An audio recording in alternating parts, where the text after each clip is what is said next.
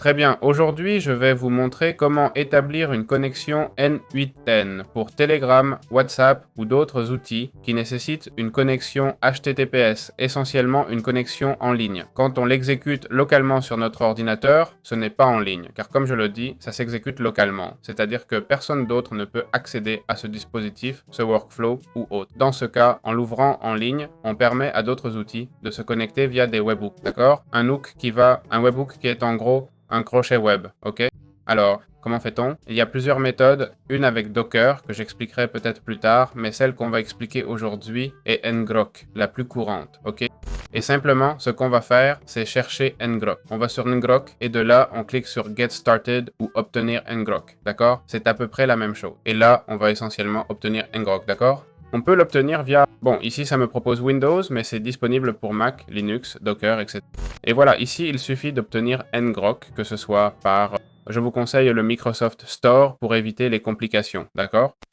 Cette option, par exemple, ne fonctionne même pas pour moi. Je l'ai fait via Microsoft Store. Ensuite, exécutez cette commande pour ajouter un Notepad token à votre fichier, ok? C'est pour créer une session unique de ngrok, d'accord?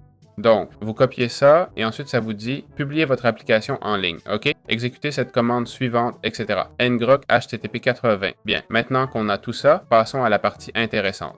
Je vais vous montrer les commandes que vous devez vraiment utiliser. C'est essentiellement, on commence par config auth token, qui est un peu ce qu'on voyait ici, config auth token, d'accord? Vous mettez ngrok HTTP, on va mettre 568 car c'est ce qu'on utilise comme localhost, ok? Quand on ouvre un localhost, ça nous donne 578. Chacun peut mettre le sien, mais généralement sur Windows, c'est comme ça, ok? Ensuite, on peut choisir d'ouvrir le lien ou non. Je peux le faire avec vous si vous voulez, pas de problème, d'accord? On prend ça, on ouvre un CMD, hop, on l'envoie, ngrok s'ouvre là, ok? Si on l'a déjà. Ensuite, on va vous dire, pour voir le site initial de N8N, on va mettre set webhook URL, ok? Et cette URL, il faut la changer, d'accord? Par laquelle? Eh bien, par celle qui apparaît ici, ok? Par celle qui nous apparaît ici. Chaque fois qu'on l'ouvre, ce sera une nouvelle URL, d'accord? Donc, on met une nouvelle URL ici, et maintenant, on la copie, on ouvre le CMD, on la colle.